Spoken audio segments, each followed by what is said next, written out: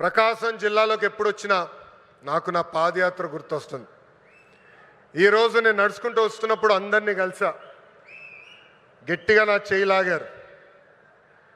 నాకు యువగలం పాదయాత్ర గుర్తొచ్చింది. మీరు చూపించిన ప్రేమ ఇంకా నా చేతి పైన ఉంది. అందరు నా చేతులు గీరారు, ఒకరు నా చేయి కూడా కొరికారు. మీరు నా పైన చూపించిన ప్రేమ, అభిమానం నా జీవితంలో ఎప్పుడు మర్చిపోనని ఈ సభాముఖంగా ప్రకాశం జిల్లా ప్రజలందరికీ నేను తెలుపుకుంటున్నా. ఉగ్ర నరసింహుడు నన్ను వదిలిపెట్టాడు కదబ్బా. కొన్ని కోరికలు కోరారు. మొదటిది రైల్వే ప్రాజెక్ట్.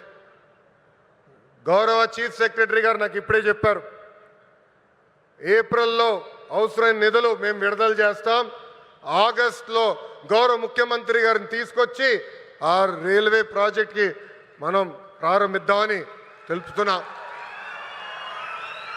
వెలగొండ ప్రాజెక్టు కూటమి ప్రభుత్వానికి ఒక ప్రయారిటీ. ఆగిన పనులు తిరిగి ప్రారంభిస్తాం. చివరి ఎకరానికి సాగునీరు అందించే బాధ్యత మేము తీసుకుంటాం. ఇంకా తాగునీరు గురించి నేను చెప్పాల్సిన అవసరంలా. తాగునీరు శాఖ మంత్రి ఎవరు? నాకు అన్న సమానమైన పవన్ అన్న. పవన్ అన్న ఏమనుకున్నా సాధించే వ్యక్తి. ప్రతి కేబినెట్ మీటింగ్లో మేము చర్చిస్తాం. తాగునీరు ఒక ప్రయారిటీ అని ఆయన ప్రతి కేబినెట్ మీటింగ్లో చెప్పారు. గత ప్రభుత్వం నాశరికమైన పనులు చేసింది, ప్రాజెక్ట్ని పక్కన పెట్టేసింది. తిరిగి కేంద్ర ప్రభుత్వాన్ని ఒప్పించి నిధులు కేటాయించి ఈరోజు ఆ ప్రాజెక్ట్కి టెండర్ స్థాయికి తీసుకొచ్చారు. నా అన్న పవన్ అన్న త్వరలోనే ఆగిపోయిన పనులని ప్రారంభిస్తాం. ప్రతి గడపకి కుళాయి ద్వారా తాగునీరు కూడా అందించే బాధ్యత కూటమి ప్రభుత్వం తీసుకుంటుందని ఈ సభాముఖంగా తెలుపుకుంటూ ప్రకాశం జిల్లా ప్రజలందరూ ఒకటే కోరుతున్నా. వైకాపా పరిస్థితి చూస్తుంటే జాలేస్తుంది. వాళ్ళు పని చేయరు, పని చేయాలనుకున్న వాళ్ళ చేత పని చేయనీరు. ఈరోజు కొత్తగా చెప్తున్నారు ఈ ప్లాంట్ల ద్వారా ఏదో అయిపోతుందని. వాళ్ళని అడుగుతున్నా, మీరు ఇంట్లో గ్యాస్ సిలిండర్లు వాడరా? కట్టెపొయ్యిలు వాడుతున్నారా? ఆ గ్యాస్ తయారు చేసే ప్లాంట్ ఇది. ఎందుకు మీరు అపోహలు కల్పిస్తారు? రండి, ప్లాంట్ చూడండి, వెళ్ళి మీ నాయకుడు చెప్పండి. అంతేగాని ఈ ప్లాంట్కి అడ్డు పడితే ఎర్ర బుక్లో మీ పేరు ఉంటుందని ఈ సభాముఖంగా వైకాపా నాయకులు నేను హెచ్చరిస్తున్నా. మంచి పని చేసాక వచ్చా, దమ్ము ధైర్యంతో ఈరోజు నిలబడి చెప్పగలుగుతున్నా. 10 నెలల్లోనే ఎవ్వరు ఉంచిన విధంగా ప్రకాశం జిల్లాకి నేను ఈ ప్లాంట్ తీసుకొచ్చా. అంతేగాని తప్పుడు ప్రచారం చేస్తే నేను మిమ్మల్ని వదిలిపెట్టనని ఈ సభాముఖంగా వైకాపా నాయకులకు నేను హెచ్చరిక చేస్తూ,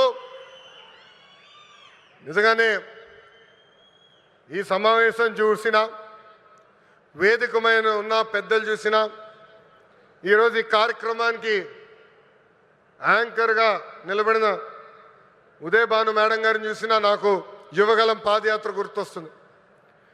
ఆనాడు బీసీ గర్జన పేరుతో నేను కార్యక్రమం పెడితే ఉదయభాను గారు స్వచ్ఛందంగా వచ్చి ఆ కార్యక్రమానికి యాంకర్గా నిలబడ్డారు. బీసీ సోదరులు జరుగుతున్న అన్యాయం పైన ఆనాడు మేము పెద్ద ఎత్తున ఆనాటి ప్రభుత్వాన్ని నిలదీశాం. నిలదీసినందుకు మేడం గారిని కూడా వైకాపా నాయకులు ట్రోల్ చేశారు. అంతేకాదు వేదికమైన పెద్దలందరి పైన దొంగ కేసులు పెట్టారు. నా పైన కూడా 23 కేసులు పెట్టారు. ఆనాడే చెప్పా, ఆ సైకో పాలనకి ఈ తెలుగుదేశం పార్టీ తగ్గేదే లేదని. వాస్తవంగా ఈరోజు ప్రజలకి స్వాతంత్రం వచ్చింది. 94% సీటుల్లో ఎన్డీఏ ప్రభుత్వాన్ని మీరు గెలిపించారు. మా పైన బాధ్యత పెరిగింది. మీకు అహర్నిశలు కష్టపడతాం, మీకు అండగా నిలబడతాం, మీకున్న సమస్యలు పరిష్కరిస్తామని ఈ సభాముఖంగా హామీ ఇస్తూ, ఇక్కడ పెద్ద ఎత్తున తరలి వచ్చిన తెలుగుదేశం పార్టీ కార్యకర్తలు కూడా ఒక విజ్ఞప్తి చేయాలనుకున్నా. ఈరోజు వాస్తవంగా రిలయన్స్ కార్యక్రమానికి వచ్చా. గతంలో మీ అందరు చెప్పా, ఎప్పుడు నియోజకవర్గానికి వచ్చినా మిమ్మల్ని అందరినీ కలుస్తా, మీతో కూర్చుంటా, మీతో ఫోటోలు దిగుతానని హామీ ఇచ్చా. త్వరలో మళ్ళీ IIITకి శంకుస్థాపన వేసేదానికి నేను వస్తున్నాను. ఒక రోజంతా మీతో ఉంటా. అప్పుడు ఉత్తమ్ కార్యకర్తలను కలుస్తా. ప్రతి కార్యకర్తతో నేను ఫోటో దిగుతాను. ఈరోజు మళ్ళీ తిరిగి నేను గౌరవనీయులు ప్రసాద్ గారిని తిరిగి విమానం ఎక్కించాల్సిన బాధ్యత నాకుంది. అందుకే ఈ కార్యక్రమం వెంటనే నేను వెళ్లాల్సి వస్తుందని ఈ సభాముఖ కార్యకర్తలందరూ తెలుపుకుంటూ, నాకు ఇంత అద్భుతమైన అవకాశం ఇచ్చిన ప్రకాశం జిల్లా ప్రజలందరికీ పేరు పేరున హృదయపూర్వక ధన్యవాదాలు తెలుపుకుంటూ మీ అందరి దగ్గర నుంచి సెలవు తీసుకుంటున్నాం. జోహార్ అన్న ఎన్టీఆర్, జోహార్ అన్న ఎన్టీఆర్. చంద్రబాబు నాయుడు గారి నాయకత్వం, చంద్రబాబు నాయుడు గారి నాయకత్వం.